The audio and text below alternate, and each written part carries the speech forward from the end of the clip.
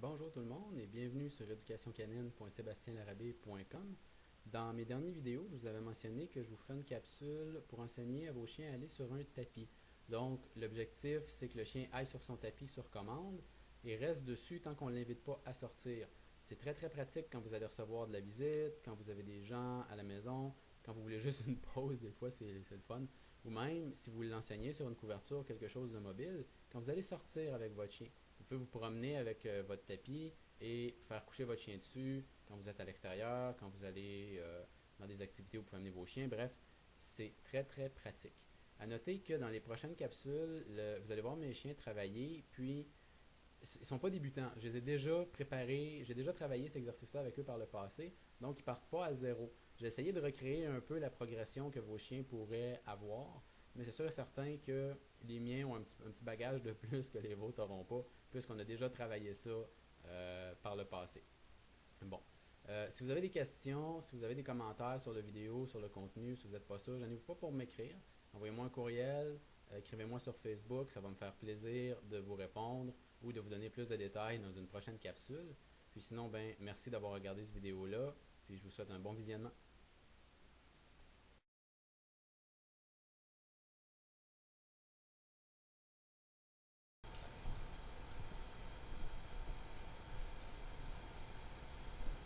Alors, pour débuter l'exercice du tapis, on va prendre un tapis qui va toujours être le même pour votre chien, surtout dans les débuts pour faciliter l'apprentissage. On le dépose au sol et normalement le chien va embarquer dessus de lui-même par curiosité. Aussitôt que le chien a les quatre pattes sur le tapis, on clique et on dépose une récompense sur le tapis, pas directement dans la bouche du chien, sur le tapis. Et ça, à chaque seconde, question de le figer en place, question que le chien apprenne que c'est vraiment le fun de rester là et que c'est payant.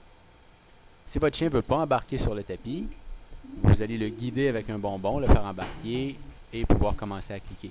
Au début, on fait des petites séances, donc 30 secondes à 1 minute, et ensuite on fait sortir le chien, on range le tapis, on caresse, on joue un petit peu, pour donner une chance à l'apprentissage de se faire, mais donner une chance au chien de se reposer parce que c'est nouveau.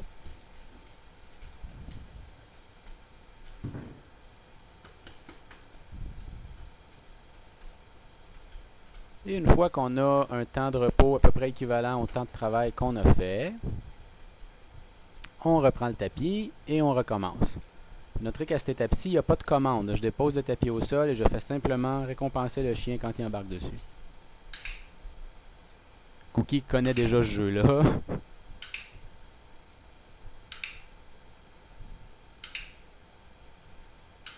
Donc sur le tapis, votre chien a le droit de faire n'importe quoi.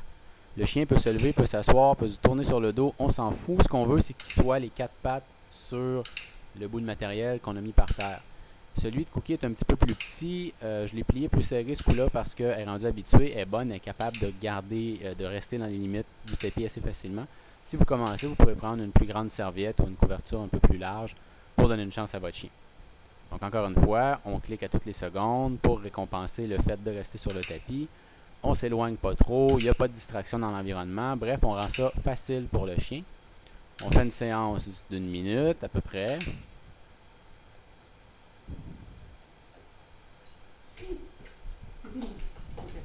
Et on invite le chien à sortir.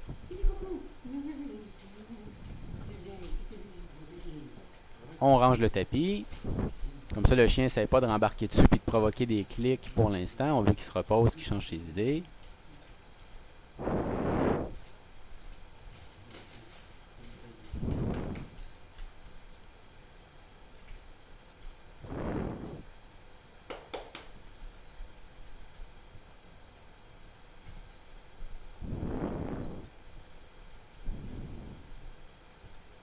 Et on recommence. Donc, on n'oublie pas que les récompenses vont sur le tapis, sur l'objet. Si votre chien a le temps de sortir avant que vous lui donniez une récompense, c'est parce que vous ne cliquez pas assez souvent. Votre ratio de renforcement est trop bas pour l'instant. Donc, le chien a le temps de penser à autre chose qu'à manger ce qui tombe du ciel. Puis, vous voyez que Cookie recule sur son tapis. C'est pas pour mal faire, c'est parce que j'ai lancé le bonbon trop au milieu, a besoin de se déplacer pour aller le chercher. Donc, l'endroit où vous déposez votre récompense compte aussi dans le processus. À force de pratiquer, vous allez voir qu'éventuellement, votre chien va vous offrir des comportements comme s'asseoir ou se coucher. Si vous voulez que le chien prenne l'habitude de se coucher sur son tapis, quand ça arrive, récompenser de façon intense, marquer vraiment, vraiment ce comportement-là. Puis au fil du temps, on peut même en venir à ne plus récompenser à moins que le chien soit couché sur le tapis. Et c'est fini. On félicite, on ramasse. Et c'est la fin de la première séquence avec Cookie.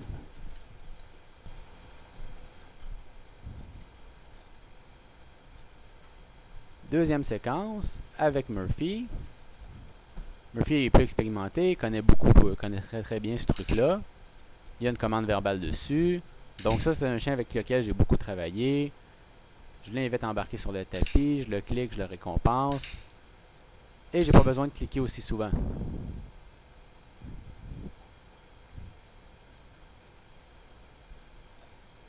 Je peux sortir un jouet.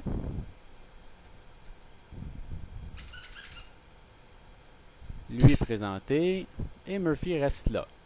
Il connaît le jeu. Il s'est déjà fait avoir souvent. Donc mon chien n'a pas bougé. Je clique, je récompense, même si je lui montre un jouet. Parce qu'il n'a pas bougé. Je l'invite à sortir et il a le droit de jouer avec son trésor qui fait squeak. Donc, le chien s'est retenu de partir après l'objet. Il va l'obtenir en récompense.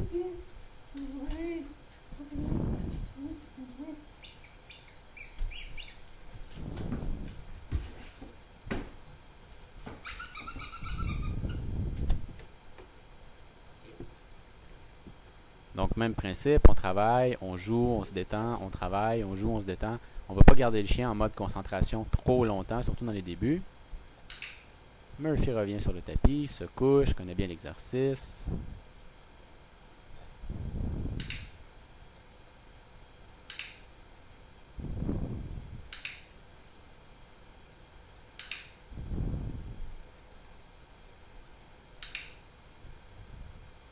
Et je renforce le fait qu'il soit couché, qu'il soit tranquille.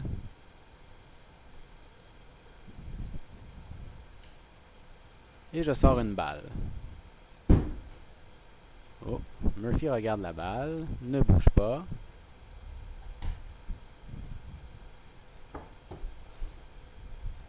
Bon. Murphy est allé chercher la balle. C'est OK. Le niveau de difficulté est élevé, ça fait longtemps qu'on n'a pas fait ça. Je chicane pas, je le remets en place. Et on va recommencer, mais en abaissant le niveau de difficulté. Et voilà. Donc j'ai abaissé le niveau de difficulté pour la simple et bonne raison que j'ai lancé la balle moins vite.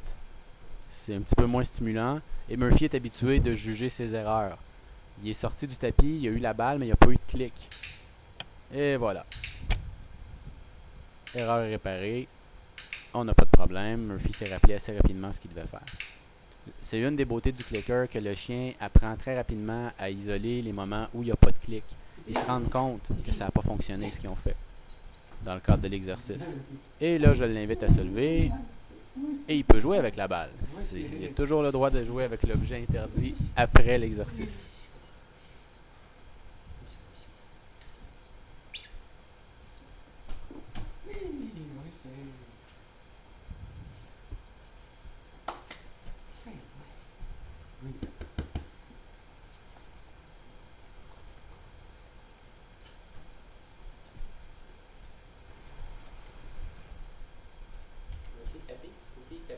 Troisième séquence, les deux chiens en même temps. Donc, si vous avez deux chiens, vous pouvez très bien travailler les tapis les deux en même temps, une fois que le concept est bien intégré. Là, Cookie s'est levé parce que j'ai lancé mon bonbon à l'extérieur. Elle n'est pas assez solide pour attendre que j'aille le chercher et que je lui apporte. Elle va généralement le chercher. Murphy ne bouge pas quand je fais ça. Donc, les erreurs que vous voyez là présentement, c'est pas le chien qui les fait, c'est moi. Vous verrez que je clique une fois et je paye les deux chiens. Cookie est sorti. Parce que la balle c'est excitant. Je la replace. Elle se replace toute seule. Donc là, niveau de difficulté très élevé pour Cookie. La balle c'est excitant. Donc vous voyez que je fais juste la lancer un petit peu dans les airs, le chien n'a pas bougé, je paye. Et notez que je paye Murphy à chaque fois, hein, parce qu'il ne bouge pas. Donc la balle n'a pas touché le sol, je fais juste la lancer en l'air et je récompense Cookie pour sa bonne action.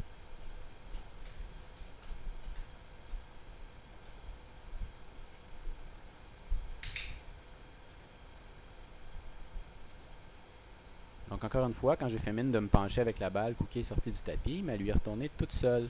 Et elle aussi commence à être capable d'isoler les erreurs. Là, ça fait beaucoup d'erreurs que Cookie fait. Donc, ça, c'est moi qui ai de la misère à ajuster ma difficulté. J'ai un petit peu de misère. Et là, elle se couche. Normalement, elle ne bougera pas beaucoup. Vous voyez que j'ai pu faire rebondir la balle au sol. Elle n'a pas bougé. Elle est en train de comprendre ce que je veux.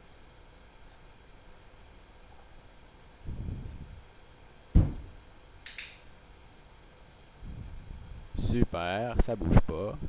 Donc, toujours pensez que si votre chien sort, votre niveau de distraction ou de difficulté est trop élevé.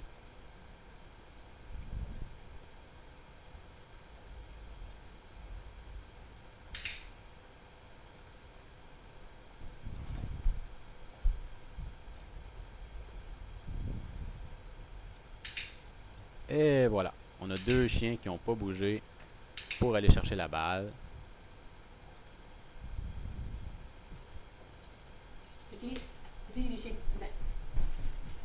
Et on les libère. Et on peut jouer avec les jouets, la balle, tout ce qu'on veut, les câlins. À ce moment-là, c'est la liberté totale.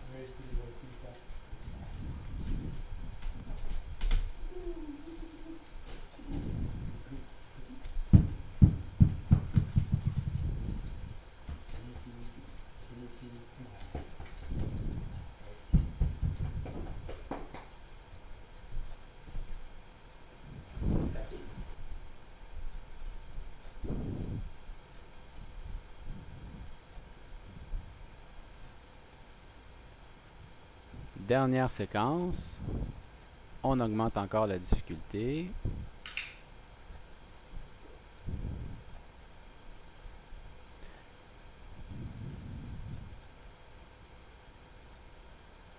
Ici, j'attends que Murphy se couche.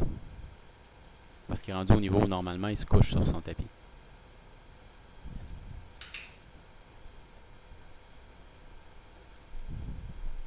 J'ai quand même payé parce qu'il est resté immobile, mais j'aurais pas dû. Donc là, je m'en vais vers la porte. Ça, c'est un challenge pour Cookie, parce que j'ai jamais fait cette partie-là avec Cookie. Pour elle, quand on s'en va vers la porte, on s'en va ensemble. Donc, elle s'est levée, elle m'a suivi. Je suis venu la replacer. J'ai juste fait mine de m'en aller vers la porte et je me suis retourné. Encore là, erreur de ma part. J'ai pitché trop de bonbons du côté à Murphy. Cookie est allé les chercher. OK. Donc, j'attends que tout le monde revienne à sa place. Tout le monde est couché, on paye. Je vais vers la porte. Je touche la poignée. J'ouvre la porte. Je ferme. Je reviens. Mes chiens n'ont pas bougé. Si ça avait bougé, j'aurais diminué le niveau de difficulté. J'aurais juste touché la poignée, je serais revenu. Donc, il faut toujours penser à découper la difficulté. Je fais mine de sortir, je reviens. Je paye. Personne ne bouge. Remarquez que les chiens font peu d'erreurs parce qu'ils sont habitués à analyser la situation. Ils se rendent très rapidement compte dans une séance d'entraînement quand il n'y a pas de clic. Je fais le tour du salon, je reviens par derrière. Non, mon salon est bloqué. Donc je reviens par en avant et je récompense. Donc, bouger ou s'éloigner, changer de pièce, sortir de la maison, ce sont des distractions pour vos chiens, ce sont des challenges. Mais on veut être capable de les laisser sur un tapis et de quitter la pièce. Ça va arriver qu'on va avoir à faire ça. Donc, entraînez-le, c'est possible. Vous venez de le voir, là, live.